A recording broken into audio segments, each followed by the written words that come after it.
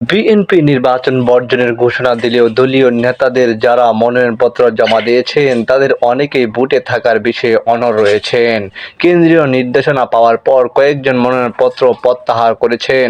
কেউ কেউ আছেন দ্বিধাদ্বন্দ্বে। তবে কেন্দ্রীয় বিএনপি দায়িত্বশীল নেতারা মনে করেন দলীয় পদে আছেন এমন প্রার্থীরা মনোনয়নপত্র প্রত্যাহার করে নেবেন। দলের কেন্দ্রীয় দপ্তর বিভাগের তথ্য মতে উপজেলা পরিষদ নির্বাচনে চেয়ারম্যান পদে অংশ নিতে বিএনপির অন্তত ৪৯ জন নেতা মনোনয়নপত্র জমা দিয়েছিলেন। তাদের মধ্যে গত ২ দিনে বেশ কয়েকজন মনোনয়নপত্র প্রত্যাহার করে নিয়েছেন। এখন পর্যন্ত ৩৫ জনের বেশি প্রার্থী মাঠে সক্রিয় আছেন।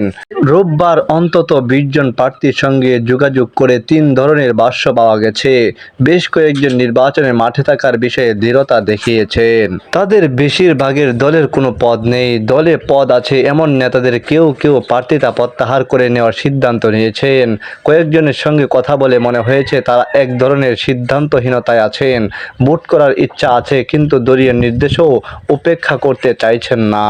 বিএনপির জ্যেষ্ঠ যুগ্ম মহাসচিব রুহুল কবির রিজভী কালের কণ্ঠকে বলেন, মনোনয়নপত্র যারা জমা দিয়েছেন তাদের বেশ কয়েকজন তো প্রত্যাহার করে নিয়েছেন। আজ শেষ দিনে বেশিরভাগ নেতা মনোনয়নপত্র প্রত্যাহার করে নেওয়ার অঙ্গীকার করেছেন।